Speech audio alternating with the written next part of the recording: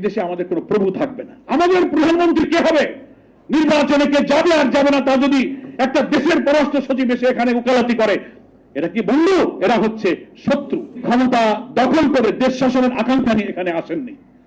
এই লোকটার মাথা যেন নষ্ট করা না হয়। নাগরিক আপনারা দেশপ্রেমিক আমরা বিশ্বাস করি, কিন্তু আপনাদের কোনো ভূমিকা, কোনো কথা, কোনো লেখনী, কোনো কথা যদি আধিপত্যবাদী শক্তির পক্ষে যায়, যারা আমাদের স্বাধীন সীমানাকে বরদাস্ত করে না, আমাদের পানি দিতে চায় না, আমাদের বর্ডার কিলিং করে, কানেক্টিভিটির নামে আমাদের রাস্তার উপর দিয়ে তারা তাদের দেশের বুকের উপর দিয়ে তারা অন্যায়ভাবে তাদের অসৎ উদ্দেশ্য চরিতার্থ করতে চায়, হাজার হাজার লক্ষ লক্ষ কোটি টাকার বাণিজ্য বৈষম্যের মধ্য দিয়ে তারা তাদের অর্থনীতি, রাজনীতি, ব্যবসা সবকিছু তাদের বর্জিতে আমাদের চলতে হবে। আর আপনাদের লেখনীতে যদি তাদের ইচ্ছা পূরণ হয়, বুঝতে হবে আপনারা কাদের সেবাদাস, কাদের দোসর। এই ব্যাপারে দেশপ্রেমিক হতে হবে গণমাধ্যমকে। বিদেশে বন্ধু থাকবে আমাদের, কিন্তু বিদেশে আমাদের কোনো প্রভু থাকবে না।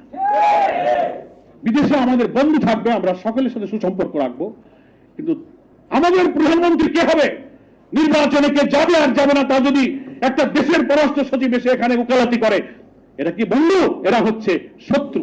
এরা প্রভুত্বের ভূমিকা পালন করে। আর এদেশের যেসব পত্র পত্রিকা তার দালালি করে, তাদের পক্ষে কথা লেখেন, কলামিস্টরা লেখেন। এখন সরকার পরিবর্তন হয়ে নতুন অন্তর্বর্তীকালীন সরকার ক্ষমতা এসছেন, এখন তাদেরকে আবার স্যালুট দিয়ে সেই সব মিডিয়া হাউসরা তাদের সামনে আবার মাথা নত করে নমস্তে নমস্তে নমস্তে করতেছেন।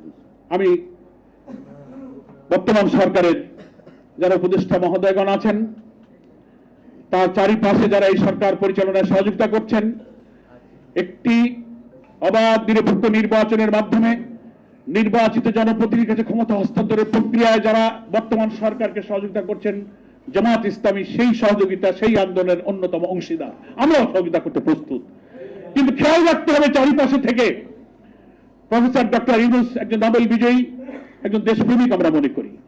তিনি ক্ষমতা দখল করে দেশ শাসনের আকাঙ্ক্ষা নিয়ে এখানে আসেননি। এই লোকটার মাথা যেন নষ্ট করা না হয়। চারিদিকে যারা ঘিরে থেকে তাকে কেন্দ্র করে যার যার পারপাস সার্ভ করার কাজে ব্যস্ত আছেন, তাদেরকে দেশ এবং জাতির দিকে তাকাতে বলবো। 18 কোটি মানুষের জুলাই অভ্যুত্থানের অপ্রতিরোধ্য বাংলাদেশের শক্তির দিকে তাকে লক্ষ্য করতে বলবো। খুব সাবধান থাকবেন।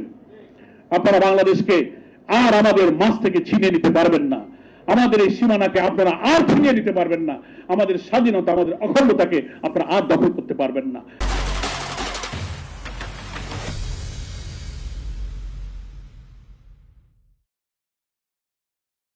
বারবার গণ অভ্যুত্থানে দেশের মানুষ যেমন জেগে উঠেছে, আমি মনে করি 40-এর গণ অভ্যুত্থানের পরে, 24-এর গণ অভ্যুত্থানের পরে যে নতুন বাংলাদেশের স্বপ্ন আমরা দেখছি, যে বাংলাদেশে অভাব অনটন থাকবে না, দুঃখ থাকবে না, দারিদ্র থাকবে না, অন্নহীনের কান্না, বস্ত্রহীনের মর্ম ব্যথা, নিরাশ্রয়ের আকুতি, অর্থনৈতিক শোষণ, জুলুম, আদালতের আইন, আদালতের সুবিচার, প্রত্যেক মানুষের যে হক অধিকার, ছাত্রদের রাজপথ কামানোর স্লোগান উই ওয়ান্ট জাস্টিস, সেই সুবিচারের বাংলাদেশ, এটাই হচ্ছে আমাদের স্বপ্নের বাংলাদেশ।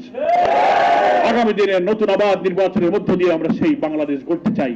এই বাংলাদেশ গড়ার পেছনে কোন কারিগররা যেন প্রফেসর ইউনূসকে